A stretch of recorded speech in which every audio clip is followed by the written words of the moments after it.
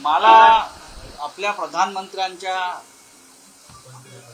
सध्याचा जो वावर आहे, आपले आदरणीय प्रधानमंत्री मोदी, ज्या देशात युद्धाची तयारी असते तो प्रधानमंत्री राजधानीतून बाहेर टंगळमंगळ करायला फिरत नाही. बरं, आता काश्मीरात एवढं मोठं हत्याकांड झालं, आमचे प्रधानमंत्री बिहारला प्रचाराला गेले, इतकं मोठं हत्याकांड झालं, पाकिस्तानला धडा शिकू वगैरे बोलले. परवा मुंबईत आले, 9 तास नटनट्यांबरोबर राहिले. Bollywood film stars, film actress, 9 तास देशाचे प्रधानमंत्री, युद्धाची देशात चर्चा चालू आहे आणि 9 तास प्रधानमंत्री आमचे. त्यानंतर काल तुम्ही बघा व्हिडिओ आले, सन्माननीय गौतम भाई अडाणी यांचा एका बंदराचं उद्घाटनाला गेले, त्यांना मिठ्या मारल्या. आणखीन एका कार्यक्रमामध्ये आंध्रचे नेते डेप्युटी सीएम पवन कल्याण यांच्याबरोबर हास्य विनोद करतायत. मी त्यांचा एकंदरीतच प्रधानमंत्र्यांकडे पाहता, त्यांचा चेहरा पाहता, त्यांचं एकंदरीत वर्तणूक पाहता, वर्तन पाहता, त्यांच्या चेहऱ्यावरती कुठे काय युद्धाचं काय, आपल्याला युद्ध करायचं आहे, पाकिस्तानला धडा शिकवायचा वगैरे काही दिसत नाही. खुशमिजाज अवस्थेमध्ये आम्ही चिंतेमध्ये आहोत की पाकिस्तानला धडा कसा शिकवायचा, की पाकिस्तानशी युद्ध कसं करायचं. विमाने वगैरे उडतात, प्रॅक्टिस चालू आहे विमान उडवायची. आत्ता मी काय डिफेन्स मधले एक्सपर्ट नाही, युद्ध सराव हा सदैव सुरू असतो. ज्या देशाला पाकिस्तान सारखा किंवा चीन सारखा एक दुश्मन शेजारी लाभलेला आहे, तिथे युद्ध सराव हा ऐन वेळेस होत नाही, हा सुरूच असतो, एक प्रोसेस आहे. त्याच्यावर मी त्याच्यावर टीका आहे, तो डिफेन्सचा विषय. पण प्रधानमंत्री किंवा एकंदरीत सरकारचं वर्तन पाहता त्यांच्या चेहऱ्यावरती मला ते युद्धाला सामोरं जात आहेत असं वाटत नाही. फक्त मीडियामध्ये बातम्या येत आहेत, त्यांनी युद्ध सुरू केलं आहे, मीडियातून विशेषतः राष्ट्रीय मीडियाने युद्ध सुरू केलं आहे, बॉम्ब टाकलेला आहे पाकिस्तानवर, पाकिस्तानचे राज्यकर्ते पळून गेलेले आहेत, भूमिगत झालेले आहेत, हे युद्ध सुरू आहे. पण मोदीने अद्याप युद्ध सुरू केलं नाही. त्यांची आता काय मानसिकता आहे पाहावं लागेल. सर, विरोधी पक्षांची जी आक्रमकता आहे किंवा युद्ध जो आहे तो देशाला परवडणारा आहे का? कारण एक फॅक्शन असं म्हणतोय ज्यांनी युद्धामध्ये त्यांच्या कुटुंबातले काही लोक गमावले, असं आम्ही कडे म्हणतो. मोदी म्हणालेत ना युद्धाची भाषा, युद्धाची भाषा कोणी केली? युद्धाची भाषा प्रधानमंत्र्यांनी केली. तुम्ही जे म्हणताय विरोधी पक्षांना धडा शिकवायला पाहिजे. सर्वपक्षीय बैठकीमध्ये जी चर्चा झाली की त्याच्या आधी घरात घुसून मारण्याची भाषा कोणी केली आहे? राजनाथ सिंगनी केली. राजनाथ सिंग हे भाजपचे साधे कार्यकर्ते आहेत, काय देशाचे संरक्षण मंत्री आहेत. घरात घुसून मारू. काल देशाचे गृहमंत्री अमित शहा काय म्हटले? चुन चुन कर मारेंगे. अडवलंय कोणी? चुन चुन कर मारो ना. ज्या पद्धतीनं तुम्ही भाजपच्या विरोधकांना चुन चुन कर मारता आणि खतम करता, तसं तुम्ही पाकिस्तानच्या लोकांना पण चुन चुन कर मारू शकता, आपल्या दुश्मनांना. खरं म्हणजे या सगळ्याला जबाबदारच अमित शहा आहेत, गृहमंत्री. जे हत्याकांड घडलंय काश्मीर मधल्या प्रत्येक हत्याकांडाला गेल्या 10 वर्षातल्या फक्त देशाचे गृहमंत्री अमित शहा जबाबदार आहेत. तरी सुद्धा त्या व्यक्तीला प्रधानमंत्र्यांनी त्यांच्या पदावर का ठेवला हे रहस्य आहे. का ठेवलं? 27 जणांचे जे हत्याकांड झालाय त्यात आपल्या राज्यातले 6 जण आहेत. त्याला जबाबदार अमित शहा. ते काय चुनचुनके मारू करतात. आमचे लोक चुनचुनकर मारले, त्याने तुम्ही राजीनामा दिला पाहिजे, त्यांचा राजीनामा घेतला पाहिजे. मी कालही म्हणालो मला विरोधी पक्षाचा विषय कीव आहे. त्यांनी सगळ्यात आधी अमित शहांचा राजीनामा मागायला पाहिजे, त्यासाठी आवाज उठवायला पाहिजे आणि नंतर समर्थनाच्या गोष्टी केल्या पाहिजे सरकारला. तुम्ही विरोधी पक्ष तुम्ही पण विरोधात आहात ना? मी मागतोय ना, आम्ही मागतोय ना. मी माझी भूमिका मांडतोय, आमच्या पक्षाची भूमिका मांडतोय, सर्वपक्षीय बैठकीत सुद्धा मांडली. आम्ही गांडू नाही. हा देश महत्वाचा. या देशावर जर नुसते बोलगवडे राज्य करणार असतील, चुन चुनके मारेंगे, घर में घुसकर मारेंगे, ये करेंगे, आणि तुमचे प्रधानमंत्री 8-8 तास नटनट्यांमध्ये राहतात, काय की नाही काय दुःख चेहऱ्यावर. 27 जणांचं दुःख किती मोठं आहे. साधा एक माझी अमुक अमुक जरी मेला तरी 3 दिवस राष्ट्रीय शोक आपण व्यक्त करतो. अर्धा झेंडा अर्धा. परदेशी माजी राष्ट्रपती मेला तरी आपण इथे राष्ट्रीय शोक सरकारी कार्यक्रम रद्द करतो. आपल्याकडे काय आहे?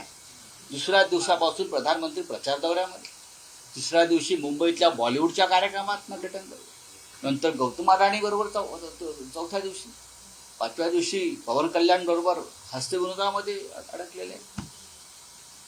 काय दुखवटा, राष्ट्रीय शोक. सामान्य माणसाच्या जीवाला काय किंमत आहे की नाही?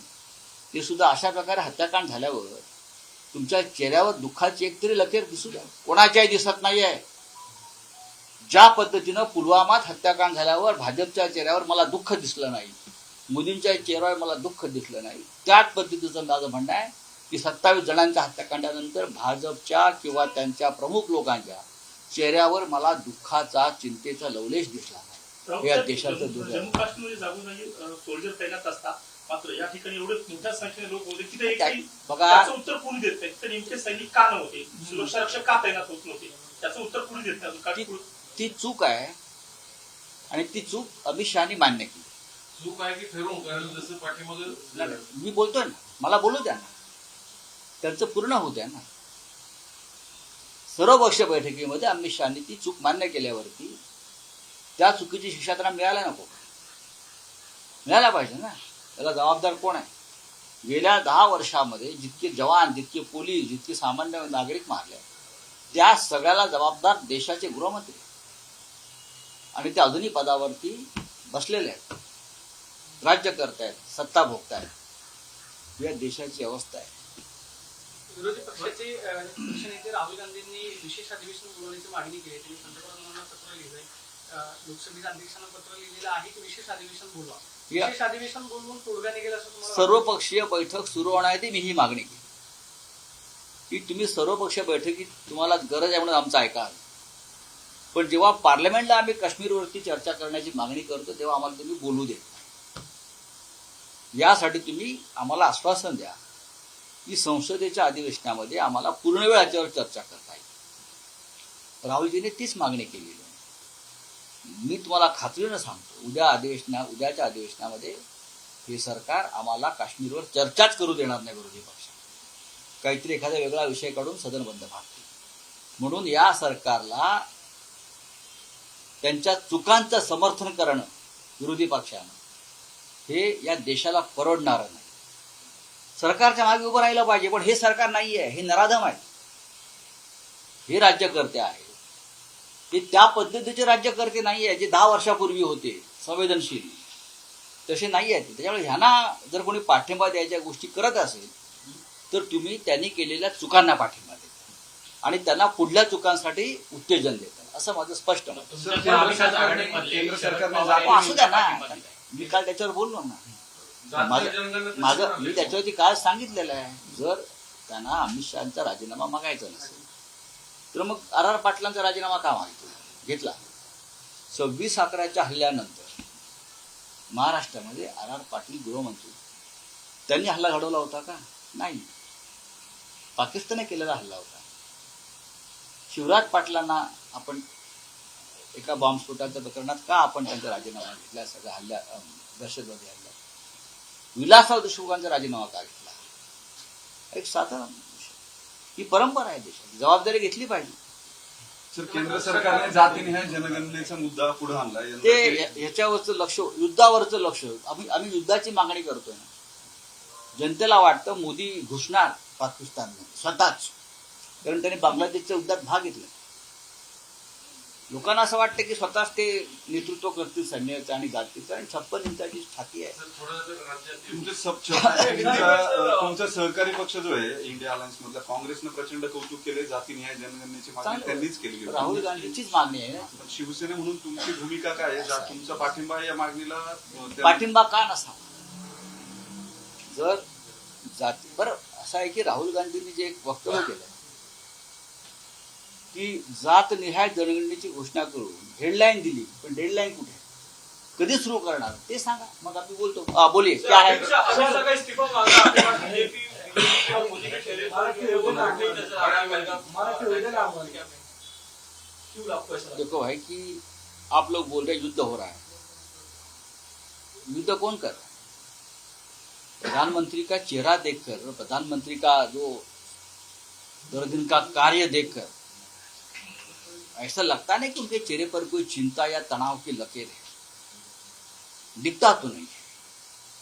जिस देश में युद्ध का माहौल है, आप देखिए ना, झेलेंस्की देखिए, उसका चेहरा देखिए बेचारा, पुतिन का चेहरे पर भी तनाव है ना. लेकिन हमारे प्रधानमंत्री युद्ध की बात, पाकिस्तान को सबक सिखाएंगे, और 24 घंटे में बिहार में चले गए चुनाव प्रचार के लिए. पाकिस्तान बिहार में है क्या? सबक सिखाने की बात आप करते हो. तीसरे दिन मुंबई में आ गए, बॉलीवुड के कार्यक्रम में बैठे, 8-9 घंटे बॉलीवुड के कार्यक्रम, वो सब जिन्हें स्टार एक्ट्रेस के विषय है. फिर उधर गए अडानी के पोर्ट का उद्घाटन करने के लिए. फिर वो पवन कल्याण के साथ मंच पर ठहाके लगा रहे थे, जोर जोर से उनको खींच रहे हैं, उनको गले लगा रहे हैं. जनता के मन में आक्रोश है. 27 लोग मारे गए हमारे, जिसने आपको भी वोट किया होगा, और आप ये सब कर रहे हो. तो युद्ध कहाँ है? युद्ध का माहौल दिखना चाहिए कि हम कुछ कर रहे हैं. अब वो प्रैक्टिस चल रही है, तो चलने तो हमेशा चलती है. युद्ध का सराह होता है, वो हमेशा चलता है, चाहे युद्ध हो या न हो.